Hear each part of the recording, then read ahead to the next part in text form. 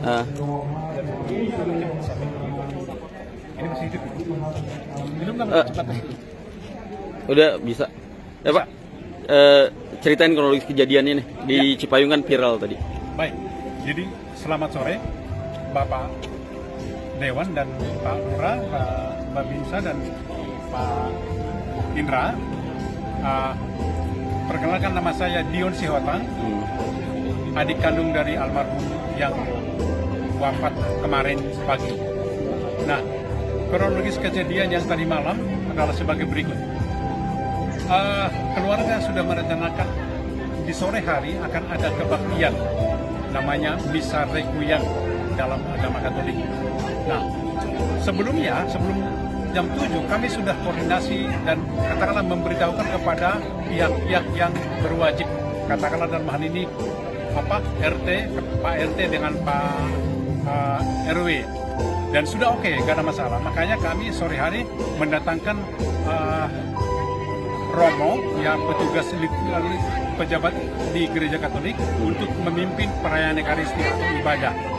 Nah, tetapi sebelum itu ada komunikasi dengan keluarga, dengan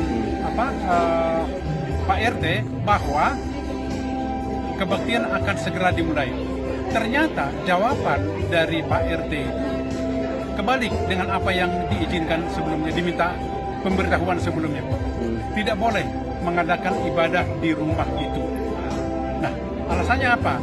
Kami sudah sepakat dengan alim ulama di daerah ini bahwa kebaktian itu tidak boleh dilaksanakan di sini. Itu kesepakatan kami. Jadi artinya kami tanya, bagaimana kalau kami lanjutkan? Nah, mereka Pak RT memang pribadi dia ngomong ya via telepon, tidak ada fotonya, tapi intinya adalah bahwa kami kalau dilanjutkan, kami tidak bertanggung jawab kalau terjadi apa-apa nanti. Nah, ini membuat kami trauma. Karena apa?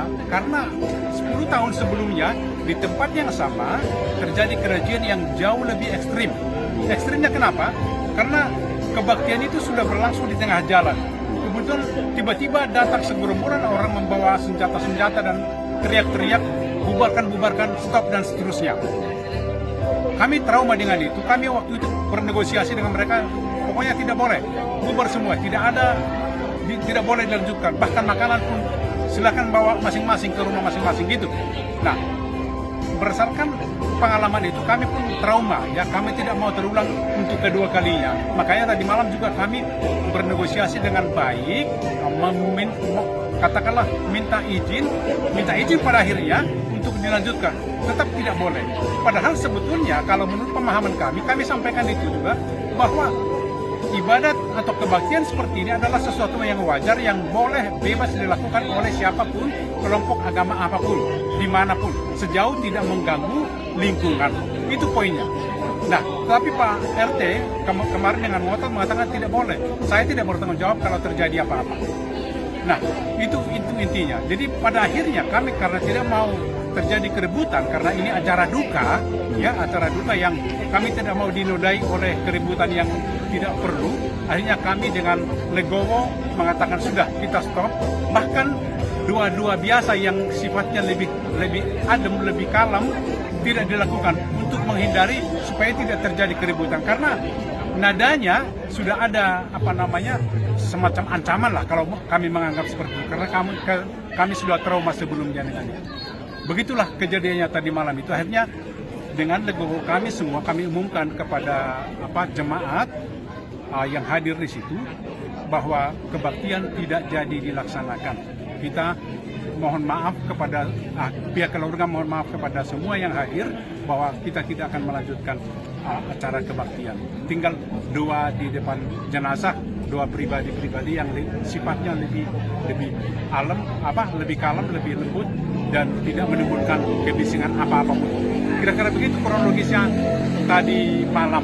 Saya hanya mengikuti tadi malam saja. Nah, tadi pagi rupanya ada tidak lanjut. Kalau salah tadi malam juga ada beberapa utusan dari pihak kantor wali kota ya, atau dari mana yang tadi malam datang katanya silakan dilanjutkan begitu loh. Tetapi informasi itu datang sudah hampir tengah malam juga, sudah larut malam, tidak mungkin dilakukan karena sebelumnya kami sudah ambil keputusan supaya tidak menemukan kegaduhan lagi di tempat ini. Kami pindahkanlah ke tempat ini ke yayasan YLCT gitu loh, bahwa rumah duka akhirnya dipindahkan ke sini. Di sini kita boleh melakukan kebaktian, kegiatan apapun yang sifatnya untuk menghormati almarhum ini. Kira-kira begitulah kronologisnya. Jadi tadi pagi sudah ada, kami pihak keluarga sudah menyatakan bahwa kami menerima tadi pagi pihak nggak tahu dari wali kota dari mana itu yang datang minta maaf ya, Pak Lurah kalau nggak salah juga ya, tadi pagi minta maaf dan kami dengan legowo memaafkan kejadian itu. Sudah clear sebetulnya gitu ya. Kami tidak mau ribut-ribut dengan itu. Hanya saja yang mau saya tekankan di sini adalah bahwa poinnya alasan penolakan itu, pelarangan itu, kalau boleh saya definisikan pelarangan pada akhirnya adalah sangat tidak berdasar dan tidak masuk akal. Ya, hanya nggak tahu alasannya apa gitu loh. Pokoknya tidak boleh. Kami sudah sepakat dengan alim ulama dan segala macam tokoh-tokoh yang ada di daerah ini, tidak boleh. Itulah kata kuncinya. Karena itu kami merasa tidak mau ribut gitu loh. Jadi artinya dengan kedatangannya Pak Lurah tadi pagi dengan beberapa orang minta maaf kepada keluarga dan kami memaafkan gitu loh secara sebagai umat beragama dan sebagai sesama manusia, sesama yang anak bangsa, kita tidak boleh bermusuhan. Itulah poinnya. Nah, tetapi yang menjadi tanda tanya buat kami adalah alasan penolakan itu tidak baik dan tidak produktif untuk kemajuan Kota Depok. Itu yang saya catat di situ ya. Bahwa nanti bagaimana tindak lanjut menyelesaikan persoalan itu saya serahkan kepada pihak-pihak yang terkait gitu. Kalau keluarga sudah memaafkan itu, tetapi kami sebatas itu, kami tidak bisa melarang misalnya kalau ada pihak-pihak yang mengatakan ini harus kita selesaikan, penyelesaiannya seperti apa, apakah secara hukum, apakah secara segala macam itu cara, termasuk saran dari Dewan, saya kira itu bagus bahwa akan ada sosialisasi dan pembinaan kepada RT, RW dan pihak-pihak yang terkait, karena di akar rumput ini kelihatannya kalau di tingkat atas kan nggak ada masalah, boleh dikatakan ya, toleransinya sudah bagus, tapi kan di akar rumput ini kan nggak bisa kita kontrol. Jadi makanya kita, kata Pak Dewan tadi, memang kita harus turun, kita panggil semua RT RW apakah di seluruh Depok atau tidak ya. Mungkin Pak Lurah, ya. Sikap yang udah diambil apa nih Pak Lurah? Silakan. Enggak. Baik. Terima kasih. Tentunya kami hadir ke sini merupakan dari arahan dari Pak Kapolsek dan Kapolres yang memang ditugaskan bersama Pak Nur untuk mendampingi dalam hal mengkonfirmasi bahwa tadi sudah dilakukan konfirmasi terhadap keluarga dari jam 7 ya sampai dengan jam 1 siang. Adapun beberapa yang sudah disepakati bahwa pertama dihadiri oleh Pak Camat bersama Pak RW, Pak RT, dari satu Matkop, bahwa Pak RT menyampaikan permohonan maaf kepada keluarga. Dan yang kedua juga kami semua lingkungan yang tadi disaksikan dihadiri oleh diskusi pagi tadi, yang kedua itu tidak melarang akan kegiatan yang dilakukan oleh keluarga almarhum. Bahkan rencana jam 13 atau jam 1 siang yang akan dipindahkan atas inisiatif keluarga di yayasan LKI ini, JLCC itu sebelumnya juga proses doa-doa yang kami dampingi sama warga maupun Kapolsek dan Bimaspol dan Babinsa. Saya rasa itu, dan adapun kesepakatannya untuk lebih lanjut nanti akan kami sampaikan ke pimpinan. Tapi tadi sudah bertemu dengan Pak Camat, Pak UB, menyepakati bahwa statement yang akan keluar nanti dari pihak Romo atau pihak Pak UB yang juga tadi disaksikan oleh Pak Dewan. Saya rasa itu saja, bahwa penolakan itu dari unsur keluarga sudah secara ini disampaikan sudah dimaafkan, dan kami kehadiran di sini juga berasungkawa atas nama keluarga. Ya. Ada tambahan dari Saya mau Pak Dewan? menyampaikan bahwa sebagai anggota DPRD Kota Depok, saya bisa mendadak melihat bahwa apa yang menjadi viral dan kejadian ini di tengah-tengah keluarga masyarakat itu sangat tidak terpuji, dan ini tidak boleh ditoleransi terjadi lagi di Kota Depok. Tadi ketika saya ketemu dengan Pak Camat, beliau adalah lurah Pak Husni ya. Tadi saya ketemu Pak Camat dan saya ketemu dengan Ketua Badan Kesbangpol Pak Iras, menyampaikan bahwa kalau ini dilakukan seorang RT, dan saya dapat tadi bahkan namanya saya sebut siapa tadi Pak? Pak Darus.